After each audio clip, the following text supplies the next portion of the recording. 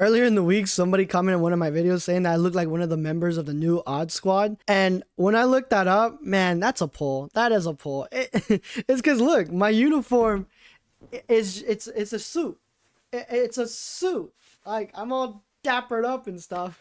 He's like, yo, you look like a member of the Odd Squad, which, again, that's a pull. That's funny. That's funny. Like, stuff like that does not bother me. That's really funny. So 5 games ago, it was just about a couple of days before the trade deadline, and we have a bunch of trade rumors, like DeAndre Hunter coming to the Lakers. Now, the rumor package surrounding that would have been Rui Hachimura, Dalton Connect, and a first-round pick with that third team involved, like I mentioned before. And this recent trade rumor came about because the Lakers did lose against the Cavs. Now, I heard a bunch of mixed feelings about this trade.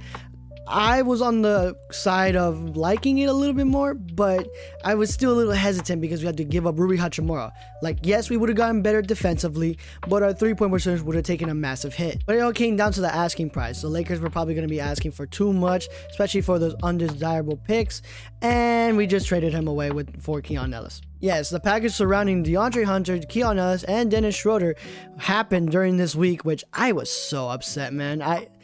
These are legit 2 guys the Lakers were rumored to get, especially Keon Ellis. I would have loved to get him because he was only rumored to be for a first, and he didn't even go for a first. Now, the Lakers may not have gotten Keon Ellis due to the fact that we have to pay him even more money going past this season, which the Lakers have stated multiple times that they are not looking for somebody like that unless they're a head turner. And for those who think like, oh, he's going to be a free agent this summer, we can get him for nothing, right?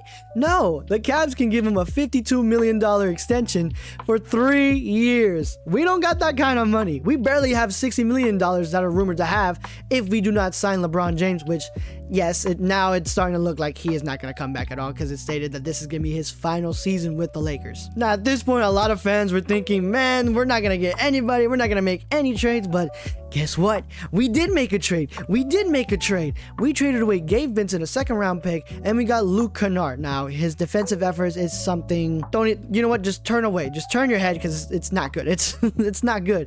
But he does lead the league when it comes to three-point percentage, which is a category the Lakers have been needing to fix for some time now.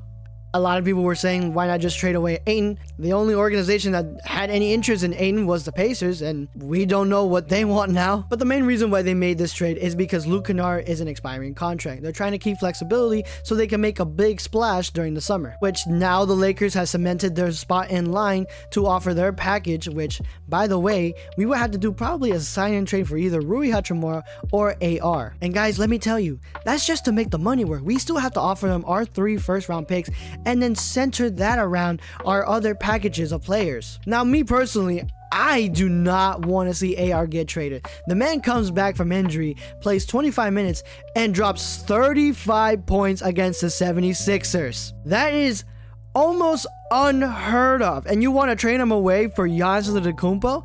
I'm sorry, but if I had to pick between Rui Hachimura and AR, I'm picking AR to stay with the Lakers. I'm sorry, Rui. I'm sorry. But in a way, I kind of get the logic behind the Lakers because they have been stated that they want to trade AR for a all-star caliber player. But Luke Kennard did make his Lakers debut against the Golden State Warriors, which he came out and had this amazing stat line right here, which I gotta say, this is very impressive for a Lakers debut. Now, granted, it's just 1 game, so let's not overreact or anything, but still, if we can keep this level of production around league average to about 40%, because I don't think he's going to be 50% for the rest of the season, in my opinion at least, but still, if we can keep this production up, that would be great for us. But since the trade deadline is over, the Lakers are now pivoting towards the buyout market. Now, the Lakers have been linked to players like Cam Thomas and also Haywood, but Haywood, yes, he is a good defender, but he's also coming off an injury. Now, Cam Thomas, on the other hand, I wouldn't mind him coming off the bench and giving that 15 points per game that he's been averaging. However, he is also a top 10 worst defender in the league. So take that what you will.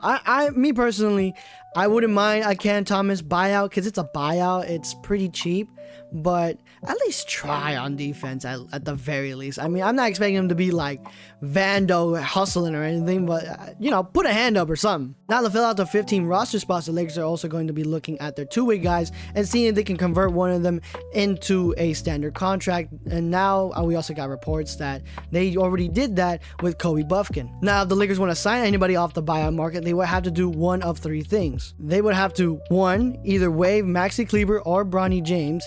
2, waive a non-expiring contract and eat some salary of the future, that being Ayton, Connect, and various other players. or do nothing, and then this is just a 15-man roster spot. Which, in my opinion, Bronny James gotta get cut, bro. What is he doing for us? I know he's not gonna get cut because of his dad and everything, but like he's not. I'm sorry. At least Maxi Kleber is a body I can trust.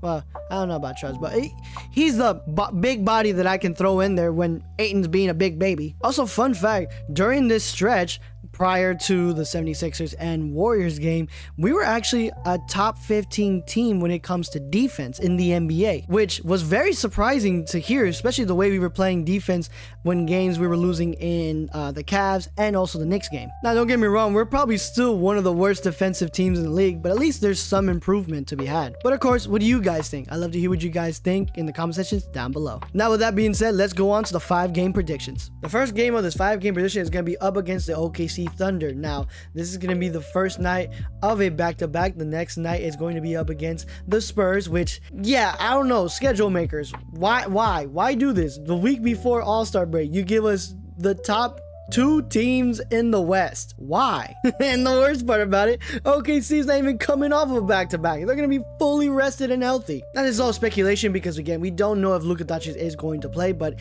even if he does, it doesn't seem like it's going to be much help because OKC is just too good on both ends of the floor. And I wish I can say the Lakers are going to win this game, but no, the stats just clearly say the Lakers are going to lose because look at this. They are second when it comes to not turning over the ball. They're top 10 on not fouling.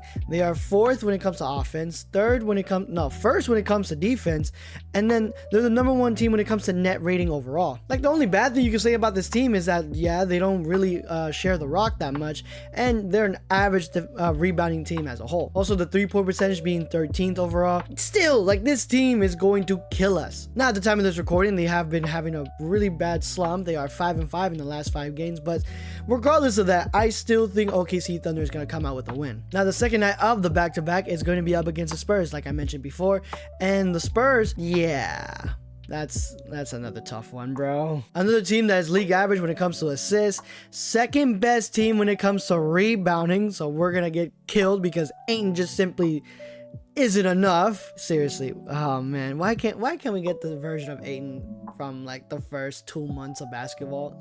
That I miss that guy. They're also 6th when it comes to not turning over the ball. Another top 10 team when it comes to not fouling. 11th when it comes to offense. 3rd when it comes to defense. Again, we are going to get killed because the Lakers are 23rd in defense and 7th in offense. And without surprise, this is a young team, so they're going to be pretty fast. They are 12th when it comes to pace. Now, just like the Lakers and Spurs at the time of this recording are also 7-3 in their last 10 games, but in this case, the Spurs are coming off of a first night of a back-to-back. So they're still relatively healthy going into this game, especially a team that is going to destroy us in both rebounding and defense. I hate to say it, but maybe the first 2 games the Lakers are going to get killed. In the next game and the final game before we go into All-Star Weekend, the Lakers are going to be facing it against the Mavs. Now, the Mavs are top 10 when it comes to rebounding. They're also 18th when it comes to turnovers, and also the number 1 team, surprisingly enough, without fouling. Now, despite that, their offense is still pretty bad, being 26th overall, and their defense is still up there, being 11th overall, so they're still a good defensive team. But despite that, yeah, everything else, man, they don't share the rock. They are 25th overall when it comes to 3-point percentage, and they're not coming off of back-to-back or anything, and this is going to be when the Lakers are relatively well rested. Again, we don't know if Luka's going to be playing in any of these games because he's been dealing with that hamstring injury. It's a mild injury, nothing too serious, but he's still going to be day-to-day for the foreseeable future. But so this is a young team that's fast and also does not foul, but we beat them once and then we can do it again. Now, again, this all comes down to interpretation, whether or not Luka Doncic is going to show up. But if Luke Kennard can come out and still shoot at above league average, or at least the highest I can see being 40% for the rest of the season, I think the Lakers have a shot at beating the Mavs. Let's also not forget about players like AR, who's also going to be carrying the majority of the offense. But again, like, you're facing against OKC Thunder, you're facing against the Spurs, and a lot of people already don't like AR just simply off of his defense alone due to recent performances in the playoffs. So yeah, this is going to be a tough one, but I do see AR having a big night against the Mavs. Not coming back from the All-Star break, the Lakers are going to be facing against the Clippers. Now, this is a team that has overall changed their entire roster. They traded away James Harden out of nowhere. Like, that was surprising. I did not see that coming for Garland. And also they traded away Zubats. That was another one that I did not see happening at all. And then now we have rumors that Kawhi is going to talk to the Clippers organization to see whether or not he even wants to be a Clipper going past this summer. But regardless of that, I think the Lakers are going to win against the Clippers because they're the worst team when it comes to sharing the rock. They are the 4th worst team when it comes to rebounding, 22nd overall when it comes to turnovers. And yes, they do not foul, but overall they're pretty mid when it comes to offense, and they're okay-ish, I guess. They're 20th when it comes to defense. Also, they're really slow, being 29th overall in the league in terms of pace. But despite that, this team still shoots around 36.4% from 3. But despite that, the Clippers are still shooting the ball at around 36.4% from 3, making them 11th overall in the league.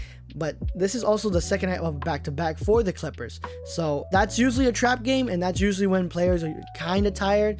But granted, the Lakers have been playing to the competition, and yeah, that third quarter has been killing us in recent games, which I honestly wish we could stop that, please. But overall, even if Garland makes his season debut with the Clippers, I still think the Lakers are going to beat the Clippers. And the final game of this 5-game edition, we're going to be facing against the goofballs in green. That's right, it's going to be the Boston Celtics. The second best team in the East is coming to LA, and they're shooting the ball at a 36.5% from 3. That makes them top 10 in the league. Now, the gap between the Celtics and the Lakers when it comes to 3 is night and day. The Lakers are 21st, shooting 35% from 3. And yeah, we're gonna have a tough time, bro. This is gonna be a long night for the Lakers, because the last time we played against the Celtics, we got blown out of Boston, just embarrassing fashion. Now, with that being said, they are also the second worst team when it comes to assists. They are the 9th best team when it comes to rebounding, and also the number 1 team when it comes to not turning over the ball. So they're gonna they're gonna take care of the ball, and the Lakers are gonna try their best to probably throw like 2 guys at, you know, White and also Brown as well. And it just doesn't stop there. The Celtics are the second best team when it comes to offense.